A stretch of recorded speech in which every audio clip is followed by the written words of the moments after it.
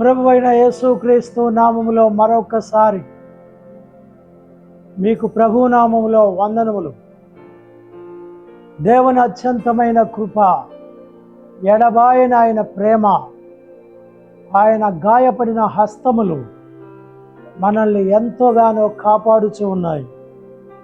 నశించిపోతున్న లోకములో విడువక ఎడబాయక మహోన్నతుడైన ఆయన ప్రేమగల హస్తం నాడు నేడు మరువక విడువక మనతో ఉంటున్న ఆయన ప్రేమను చూస్తే మీ హృదయాలు ఉప్పొంగటం లేదా?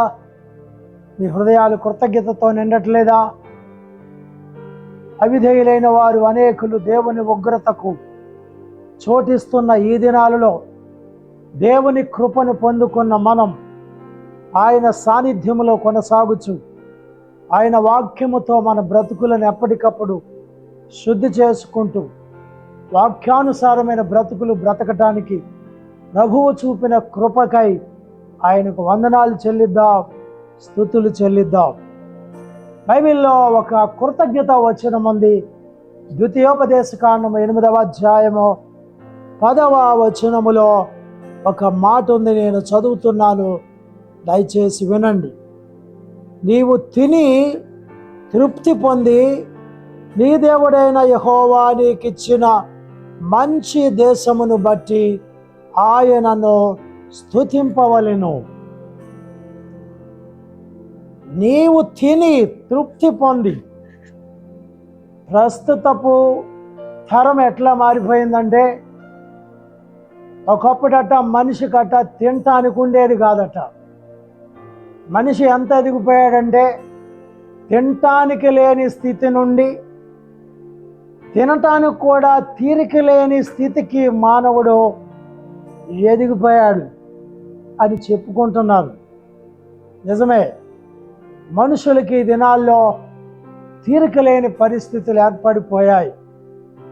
కుటుంబ బాధ్యతలు, వ్యాపార సమస్యలు, అనేక ఒత్తిడులు ఎన్ని ఉన్నప్పటికీ, ఏమైనప్పటికీ ప్రభువు కృపలో మనము నిలిచి ఉన్నాం.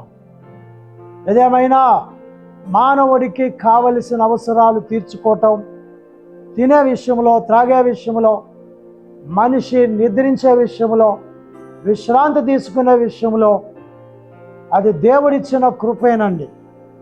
ఈ భూమి మీద సుఖశాంతులతో బ్రతకటం అన్నది దేవుని దయా సంకల్పం. అది మానవుడికి దేవుడిచ్చిన వరం అని చెప్పాలి, భాగ్యం అని చెప్పాలి. ప్రియులారా, ఇక్కడ ఒక మాట ఉంది. నీవు తిని తృప్తి పొంది.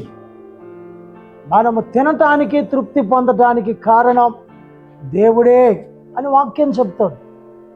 నీ దేవుడైన యెహోవా నిన్ను తినే విషయంలో, తృప్తి పొందే విషయంలో, కొంతమంది తింటున్నారు కానీ, కొంతమంది తెచ్చుకుంటున్నారు కానీ తృప్తి లేకుండా ఉన్నారు, అసంతృప్తితో ఉన్నారు.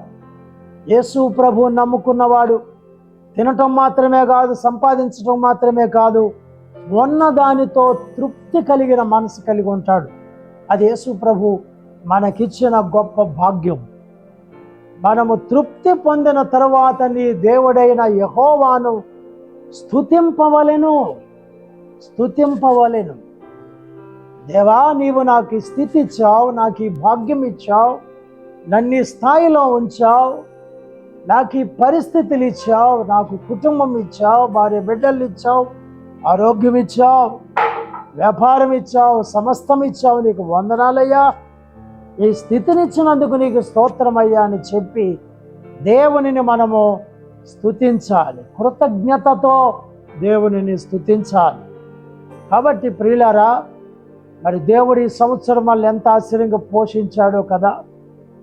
ఈ సంవత్సరంలో ఎన్ని వరదలు, ఎన్ని ఇక్కట్లు, ఎన్ని ఇరుకులు, దేశాలలో అనేక ప్రాంతాలు తుఫాను వరదల వల్ల మన ప్రక్కనున్న విజయవాడ పట్టణం, నగరం ఎంత తనములకలైపోయిందో, ఎన్ని వందల మంది కొట్టుకుపోయారు. ఈరోజు కనీసం వాళ్ళు చనిపోయిన మృతులను కూడా చూసుకోవటానికి దిక్కులేని పరిస్థితిలో ఉన్నామని రోధిస్తున్న కుటుంబాలు ఎన్నో ఉన్నాయి. మన చుట్టూ ఎన్నో ఉప్పెనలు, ఎన్నో ఉపద్రవాలు, దేశాలలో పరిస్థితుల్లో తారుమారైపోయిన సందర్భాలు ఎన్నో మనం చూస్తున్నాం. చెన్నై లాంటి నగరాలు, విదేశాలు, అమెరికా లాంటి సంపన్న దేశాలకు సైతం గజగజ వణికిపోయాయి. మనల్ని దేవుడు ఎంత ప్రేమతో క్షేమంగా సురక్షితంగా ఉంచాడు. హల్లెలూయా. దానిని బట్టి మనము దేవుణ్ణి స్తుతించాలి. అయితే ఇక్కడ ఒక మాట ఉంది, ఏమనంటే నీ దేవుడైన యెహోవా నీవు తృప్తి కలిగిన తర్వాత, నీవు వర్ధిల్లినప్పుడు, నీకు సమస్తమును కలుగజేసి నిన్ను వృద్ధిపరిచిన దేవుడు లోకం అనే శాపము నుండి విడిపించిన తరువాత 14వ వచనంలో అంటాడు, నీ దేవుడైన యెహోవాను మరచదివేమో.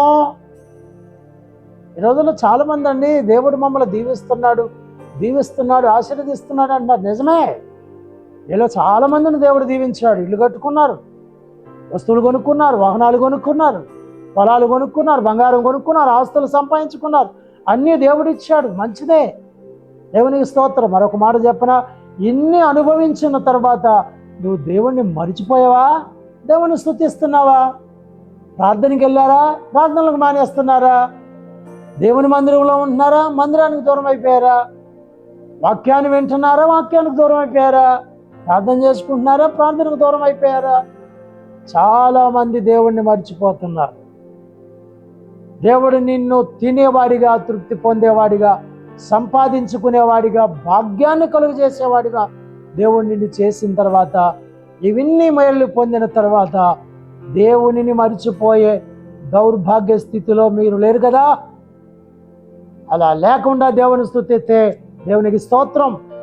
ఈరోజు చాలా మంది దేవుని చేత దీవించబడ్డాము, ఆశీర్వదించబడ్డాము, అది ఇది సంపాదించుకున్నా అని అంటున్నారు. దేవునికి దూరంగా ఉంటున్నారు. దేవునికి పెడముఖం పెట్టుకుని దేవుని సన్నిధిలో కూర్చుంటున్నారు. కృతజ్ఞత లేకుండా బ్రతుకుతున్నారు, ప్రార్థన లేకుండా జీవిస్తున్నారు, చెడు కార్యాలను ఆసక్తితో చేస్తున్నారు, లోకానుసారులుగా బ్రతుకుతున్నారు. ప్రభువును దుఃఖపెట్టే విషయంలో కూడా అనేక మంది జీవిస్తున్నారు. దేవుని దగ్గర ఎన్నో మేలులు పొందిన మీరు కృతజ్ఞత కలిగి దేవుణ్ణి స్తుతిస్తున్నారా? లేక దేవుణ్ణి మరిచిపోయి దేవునికి దూరం అయిపోయారా? దేవుడు ఎన్ని కష్టాల నుంచి, కన్నీళ్ళ నుంచి, వ్యాధుల నుంచి, బాధల నుంచి దేవుడు మిమ్మల్ని తప్పించాడు. మీలో కొంతమంది ఎంత ధన్యులంటే, హాస్పిటల్లో ఒక్కరోజు కూడా బెడ్ మీద మీరు పడుకోకుండా, హాస్పిటల్కి వెళ్లకుండా దేవుడు మిమ్మల్ని ఆరోగ్యంతో ఉంచాడు. ఎంత భాగ్యవంతులు మీరు! ఎన్ని మేలులు పొందిన మీరు దేవునికి దూరం అవ్వకుండా చూసుకోండి. దేవునికి దగ్గర అవ్వండి, దేవుని స్తుతించండి, దేవుని ఘనపరచండి, దేవుని ఆలయానికి వెళ్ళండి, వాక్యాన్ని ధ్యానించండి, ప్రార్థించండి. అనేకులకు దేవుడు చేసిన మేలులు, ఉపకారములు చెప్పి సమాజంలో దేవుని ఘనపరచండి. దేవుని మర్చిపోయేవారిగా ఉండకండి. ఈ సంవత్సరంలో దేవుడు మిమ్మల్ని తృప్తిపరిచాడు, మిమ్మల్ని తినేవారిగా చేశాడు, సంపాదించుకునేవారిగా చేశాడు, భాగ్యవంతులుగా చేశాడు. ఈ సంవత్సరం మీరు కొత్త ఇల్లు కట్టుకున్నారు, బిడ్డలను కూడా ఈ సంవత్సరంలో సంపాదించుకున్నారు, వెండి బంగారాలు సంపాదించుకున్నారు, ఎన్నెన్నో దేశ విదేశాలు వెళ్ళొచ్చారు, అన్ని మేలులు పొందారు. మేలులు పొందిన మీరు దేవునిని స్తుతించే విషయంలో ముందుండమని ప్రభువు పేరట మీకు మనవి చేస్తున్నాను. మాటలు విన్న మిమ్మలను ప్రభువు దీవించునుగాక. చిన్న ప్రార్థన చేద్దాం. పరిశుద్ధుడా, వందనాలయ్యా. తిరిగి తృప్తి పొందేవారిగా చేశావు, సంపాదించుకునే వారిగా చేశావు, భాగ్యం కలిగ చేశావు. సమస్త మేలులు చేసిన నీకే కృతజ్ఞతలయ్యా, స్తోత్రాలయ్యా. వాక్యమైన వారు తిని తృప్తి పొంది నిన్ను మర్చిపోయేవారిగా కాక నిన్ను స్తుతించేవారిగా చేయమని, మరి కొద్ది రోజుల్లో మేము నూతన సంవత్సరంలోనికి అడుగు పెట్టబోతుండగా కృతజ్ఞతా వస్త్రమును మాకు ధరింపజేసి స్తుతి వస్త్రమును మాకు ఇమ్మని యేసుక్రీస్తు నామములో ప్రార్థిస్తున్నాము తండ్రి, ఆమేన్. దేవుడి కృప సదాకాలం మీకు తోడైండును గాక. ఆమేన్.